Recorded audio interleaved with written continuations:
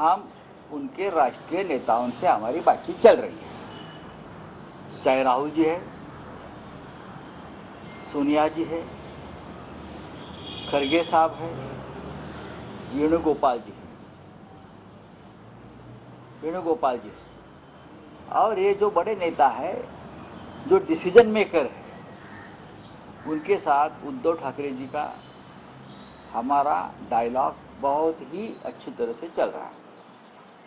तो हम कितने लड़ेंगे, आप कितने लड़ेंगे, ये बात दिल्ली में होगी। यहाँ कोई गांव के गली के जो लोग हैं वो अगर बोलेंगे राष्ट्रीय स्तर की बात तो कौन सुनेगा।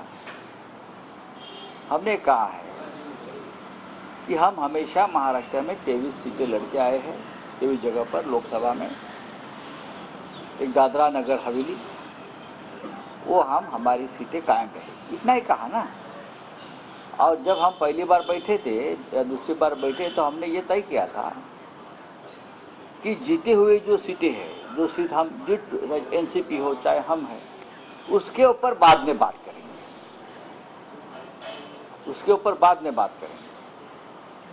तो उसमें कांग्रेस आती ही नहीं ना, कांग्रेस ने सीट जीती नहीं है महाराष्ट्र में, तो कांग्रेस से शुरुआत करनी है जीरो से महाराष्ट्र में। तो फिर भी कांग्रेस एक हमारे लिए महाविकास आघाड़ी में एक बहुत महत्वपूर्ण हमारा साथी है, और हम कांग्रेस, एनसीपी और शिवसेना सब मिलकर काम करेंगे, और हमें कोई तकलीफ नहीं है ना हमको तकलीफ है, ना कांग्रेस के जो दिल्ली के हाई कमांड है उनको तकलीफ है। तो बाकी क्या यहाँ वहाँ कोई बोलता है तो कोई ध्यान देने की जरूरत नहीं है। कम सीटें अगर मिलती है तो क्या हो गया, अभी बात किया तुम्ही सांगा। सर, मराठीमध्येच 23 जागा लढवणार आपण ठामपणे आधीपासून सांगत आहात. संजय कोण आहेत ते, पण त्यांचं असं कोण आहेत ते, कॉम्प्रोमाइज करणार कोण आहेत ते, मला आधी उत्तर द्या तुम्ही. ते जे बोलताय ते कोण आहेत, त्यांना अधिकार आहे, त्यांच्याकडे काय पॉवर ऑफ अटर्नी आहे. नाना पटोले असलेल्या राज्याचे, आम्ही मुळात राज्यातच बोलत नाही आहोत ना. आमची जी चर्चा सुरू आहे काँग्रेस बरोबर, बघा राष्ट्रवादी काँग्रेस पक्षाचे अध्यक्ष मुंबईत असतात शरद पवार साहेब,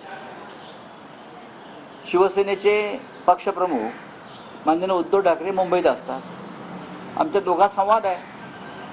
आता काँग्रेसचा हायकमांड दिल्लीत आहे, मी दिल्लीत बोलतो.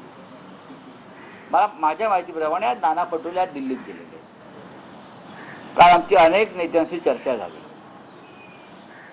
दिल्लीतल्या महाराष्ट्रातल्या जे प्रमुख नेते आहेत त्यांच्याशी आमची चर्चा झाली, आणि आमची भूमिका स्पष्ट आहे. आणि ही काय आजच बोलतो असं नाही ना, की आज बोलतोय का, की आम्ही 23 जागांवर लढलो होतो, आम्ही 18 जागा जिंकल्या होत्या. संभाजीनगरची जागा फार थोड्या फरकाने आम्ही हरलो, म्हणजे 19 बरोबर. शिरूरची जागा आम्ही लढलो, तिथे आता राष्ट्रवादी काँग्रेस पक्षाचे खासदार आहेत. जिंकलेल्या जागांवर बोलायचं नाही, चर्चा करायची नाही, हे धोरण ठरलं आहे.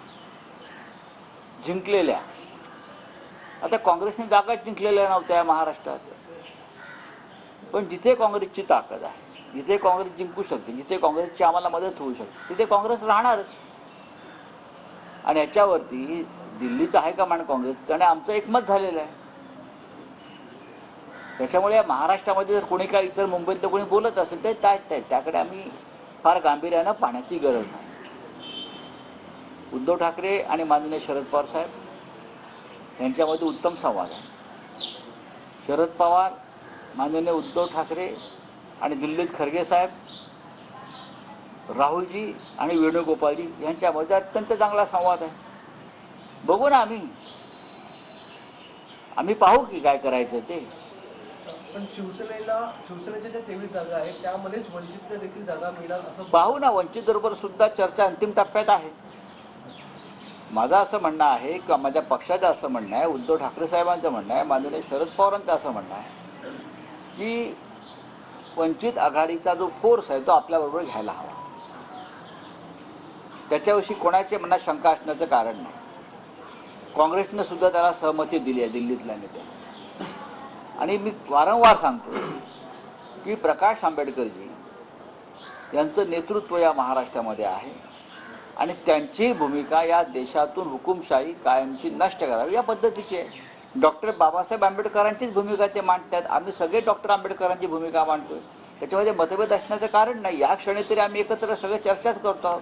बीजेपी का हराना आप लोग का सर थांबा जरा पूर्ण होईल.